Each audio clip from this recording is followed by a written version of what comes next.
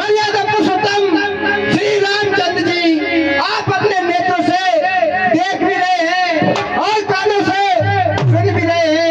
एक विदेहराज जनक कैसी तीक्ष्णवाणी का प्रयोग कर रहा है, कैसे साहुनाथ शब्द के बाण करा रे, जो बिना सोचे समझे जनक ने कह डाले।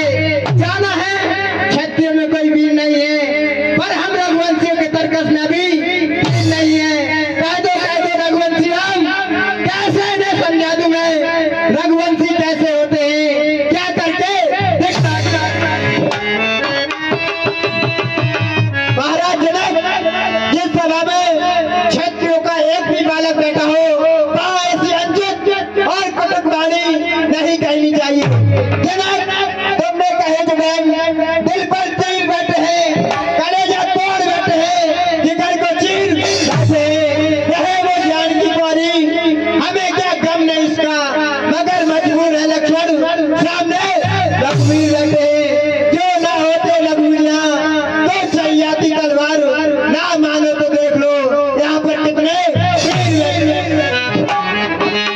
दिखाता वीरता अपनी जनक, दिखाता वीरता अपनी इस भरे भूषणभर में, मगर मैं क्या करूं सामने रघुवीर बैठे हैं। मेरा विचार तो ऐसा है, अनहोनी कभी नहीं होगी, जिस दिन बलवान नहीं होगे ये पृथ्वी नहीं होगी।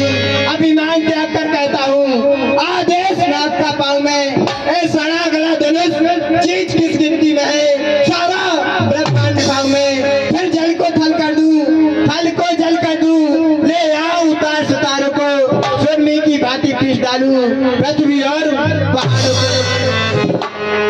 जनक, मेरा विचार तो ऐसा है, तो ही न मुझे गवारा है। एक कृपा गुरु के चरणों की बल और प्रताप तुम्हारा है। डरना इस सड़ा गला धनुष चीज किस गिनती में है, सैकड़ों कोस ले तोड़ूं, इतना तो बल अपनी में है। तोड़ूं छतक धनुजम तब प्रताप बलनाथ, जो ना करूं तो पशुपत पुनः धरूं धनाथ। नाथ में यह तो रोकूं, उलट जाऊं ब्रह्मांड यदि पल भर में कोपूं।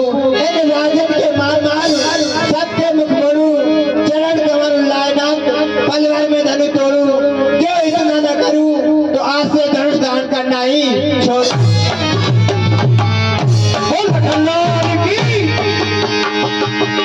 लखन सको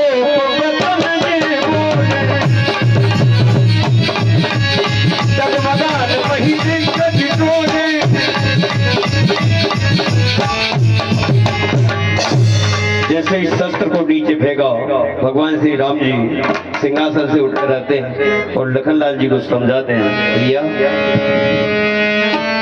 लक्ष्मण तुम इतना क्रोध क्यों कर रहे हो? जनक जी ने अनुचित वाणी का प्रयोग किया है।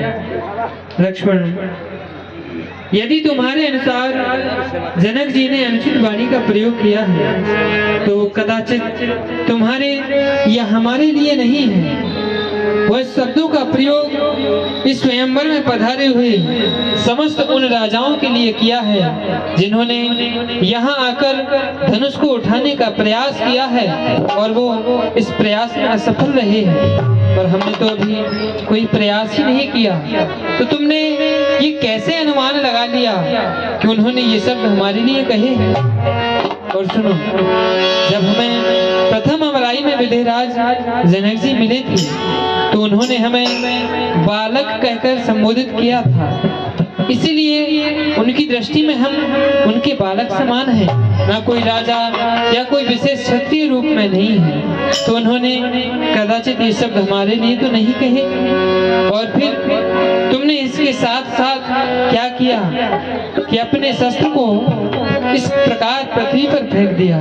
लक्ष्मण, हम क्षत्रिय हैं और हमें अपने शस्त्र को इस प्रकार पृथ्वी पर नहीं फेंकना चाहिए, बल्कि हमें इसकी पूजा करनी चाहिए, क्योंकि क्षत्रियों का यदि कोई सच्चा परिचय देता है तो वो उसके अस्त्र और शस्त्र हैं।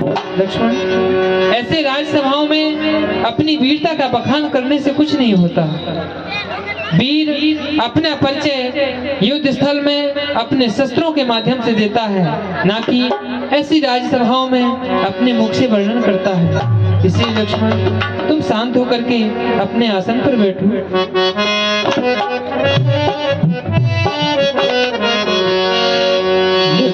तुम शांत हो बैठो, वृथा क्यों क्रोध करते हो, वृथा क्यों क्रोध करते हो।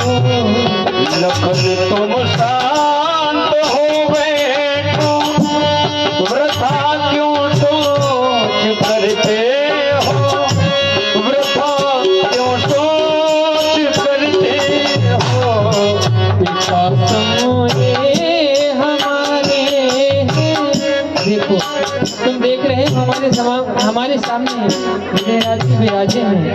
पिता सम ये हमारे हैं, तुम जिनसे राज करते हो, जिनसे राज करते हो।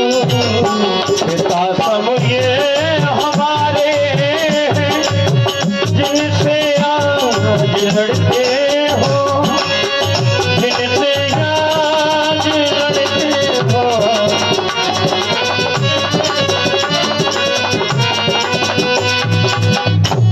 लक्ष्मण हमें से लड़ना नहीं है, झुकाएंगे सदा मस्तक, इन्हीं के चरण छुएंगे, इन्हीं के चरण छूएंगे। रहेंगे साथ हिल-मिल के, रहेंगे साथ हिल-मिल के, परस्पर प्रेम सीखेंगे, परस्पर प्रेम सीखेंगे।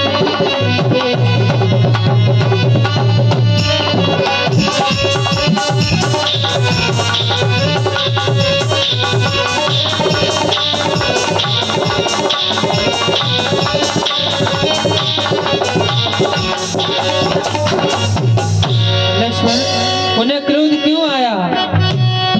निरख कर वीरता मंडल, इन्हें दुख हो गया भैया। रख कर वीरता मंडल, इन्हें दुख हो गया भैया। रही वो जानकी वाणी, रही वो जानकी वाणी, हमें क्या गम नहीं भैया, हमें क्या गम नहीं भैया।